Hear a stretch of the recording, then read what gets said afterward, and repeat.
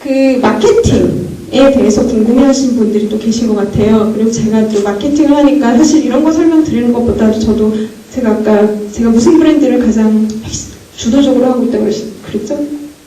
보시면은 마케팅 안에 그러니까 외국계 회사의 생활용품, 화장품 쪽이라고 보시면 돼요. 이런 롤들이 있어요. 마케팅 헤드, 그룹 혹은 브랜드라고 해서 프로덕트 매니저 혹은 브랜드 매니저 이렇게 있고 레벨별로 뭐 주니어 레벨도 있고 그다음 리서치 소비자를 위한 조사를 하기 때문에 리서치 매니저가 있고 여기 RA 쪽이라고 써요. 저희가 보통 말하는데 그 질문 주신 분 중에 보니까 뭐 20대, 뭐 약대 뭐 이런 말씀하시는 분들인데 이 부분이 그분이에요. 저희 회사도 약사분이 이걸 하고 계세요. 화장품 국내 비즈니스 하기 위해서는 이 롤이 굉장히 중요하거든요.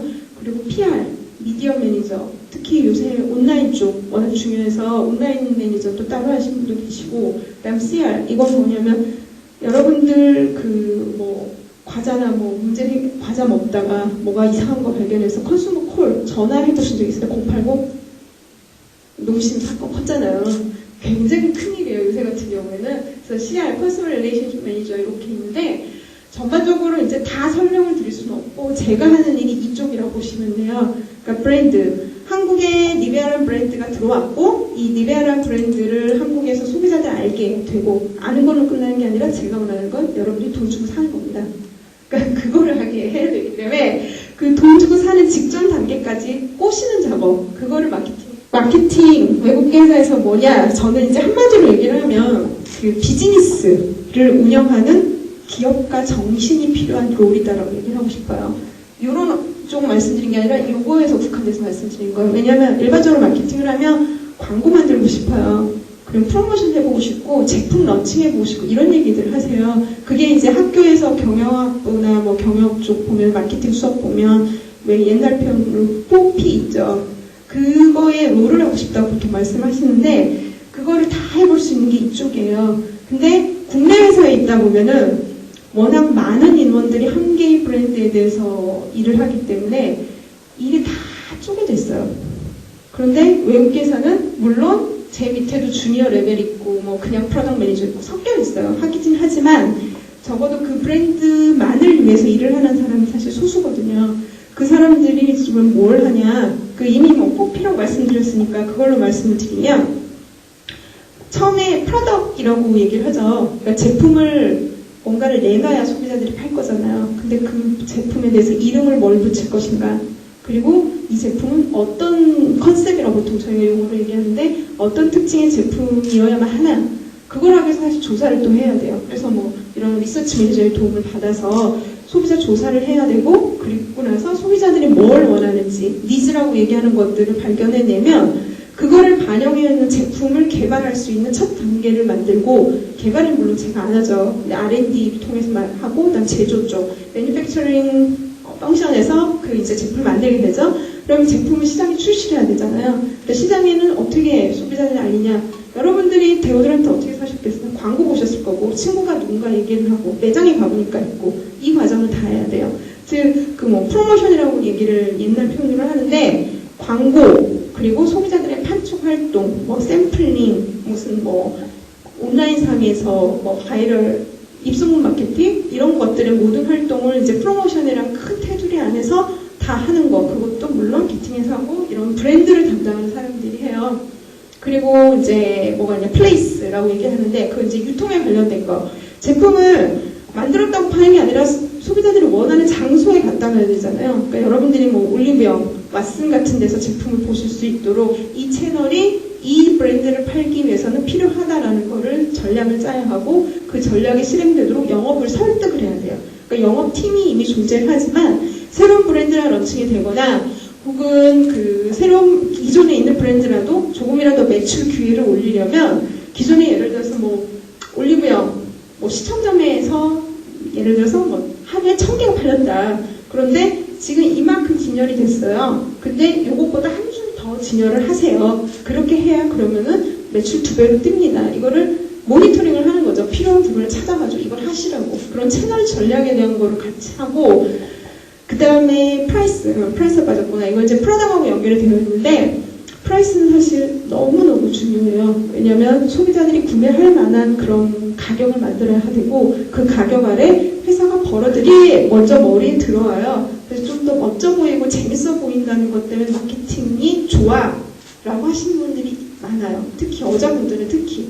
그런데 사실은 좀 전에 말씀드린 그 프라이스랑 연결시켜서 말씀드린 건데 그런 숫자 감각, 논리적으로 이 브랜드를 얼마나 팔면 얼마를 벌어들이겠구나. 그러면 다음에는 내가 어떤 일을 할 수가 있고 어떤 마케팅을 할 수 있겠구나라는 그림을 그릴 줄 알아야 돼요.